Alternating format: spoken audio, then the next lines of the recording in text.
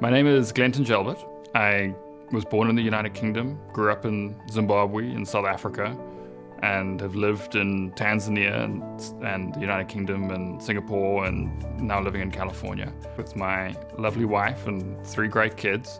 My background is in sciences. I have a maths degree, physics PhD from Cambridge. I've worked in engineering and consultancy, and I'm taking time off right now to focus on writing this book.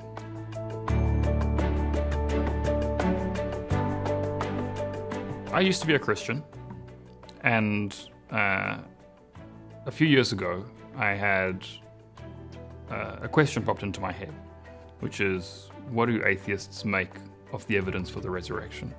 I'd always been a Christian based on a belief in the resurrection, the belief that there was good evidence for the historical events and that everything else fell from there.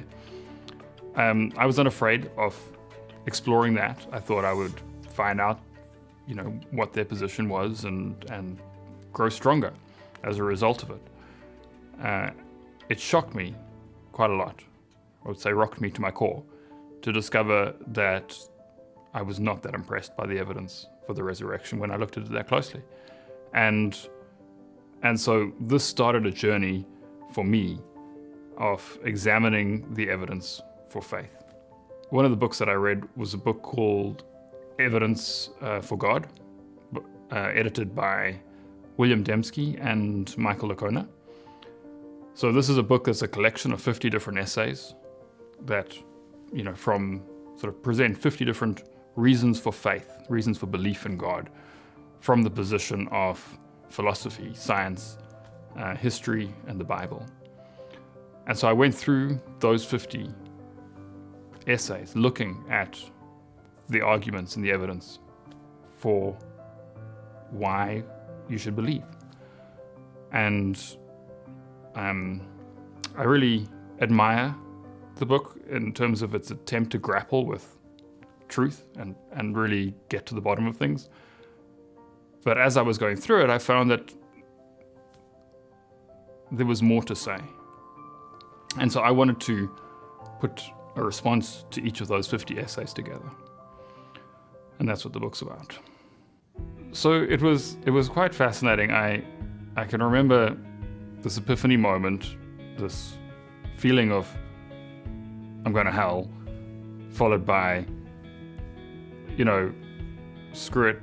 If I don't believe, I don't believe. I'm not going to pretend, and I'm certainly not going to do it out of fear. And then, taking a big breath and sort of saying, Chris, I don't think I believe there's a God anymore. Everyone I tell is kind of, wow, that's a big change. What happened type of thing. So I think that's an encouraging and fascinating part of this journey. Actually, one of the most enjoyable parts about this journey is the opportunity to talk to people in a real way. I love writing. I've always wanted to write, and this was a topic that was so dear to me. My identity was so tied up with my belief for so many years, so many decades, that I needed to purge. I needed to think about it. I needed to really get it out onto paper. And so I just started writing, and it grew from there.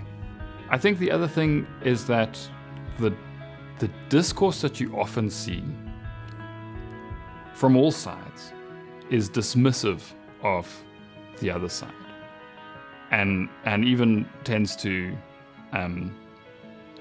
insult the other side, insult the people, impugn the motives. And I wanted to try to bridge that gap. I wanted to try to talk to Christians and say, I've heard your argument. I'm not dismissing it. I see where you're coming from, and here's something else to think about. In a bigger context, I'd like to improve the way we have not just these discussions, but any discussion. Any discussion where we vehemently disagree. Let's discuss the ideas and not impugn the motives of the people discussing them.